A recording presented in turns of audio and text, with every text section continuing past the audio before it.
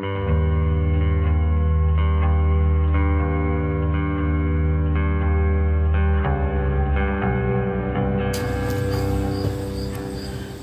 this episode of Bumpy's Beer Review from Red Barn Brewing out of Danville, Vermont, I have their WHIPLASH. This is a Bavarian wheat coming in at 4.9% ABV.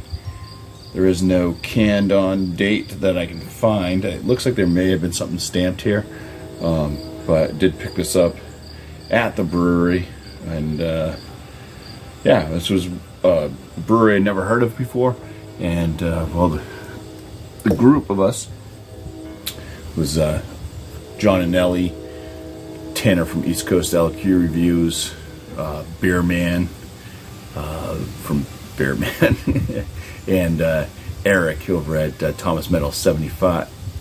Yeah, 75. We're doing our little beer gathering and heard about Red Barn from some locals from Vermont when we were at a Schilling Beer Company, and kind of butchered that story there, trying to get there. But just letting you know how I heard about this, or how we all heard about this brewery called Red Barn.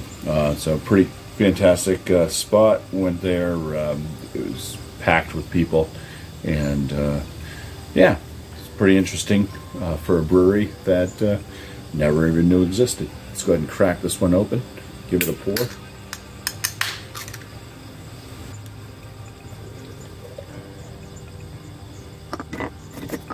Alright, so this pours with a bone white, frothy head. It is leaving lacing on the glass.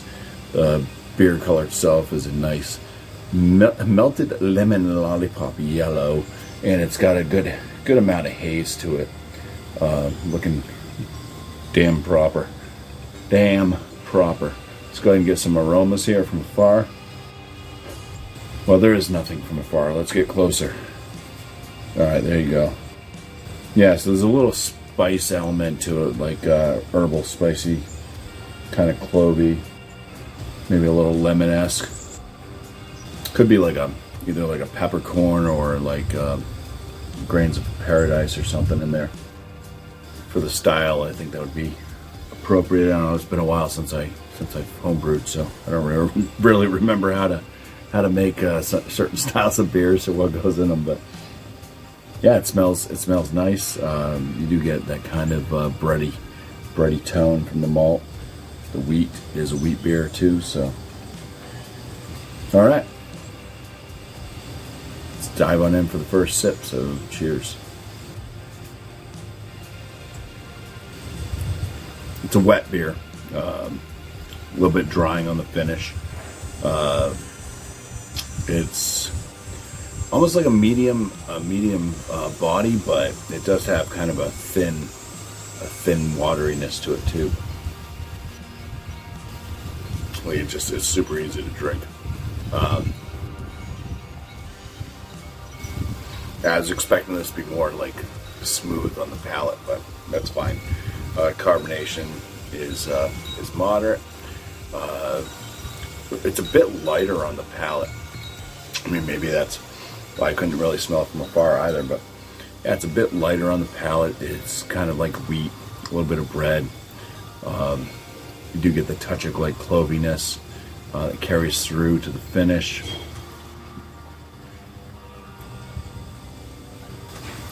It's just really light on the flavors. Other than that, I mean, it's a slammable beer. Taste the cleanliness of the water. It's crisp in that manner. It's just, I think, just a little bit lackluster on some of the flavor notes. A little bit of bitterness does kind of linger around.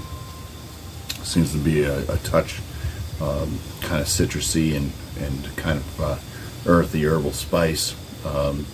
You said you kind of get that clove note that just kind of carries mid-palate to the finish. That's pretty much it. 4.9% ABV. So it's not a huge beer.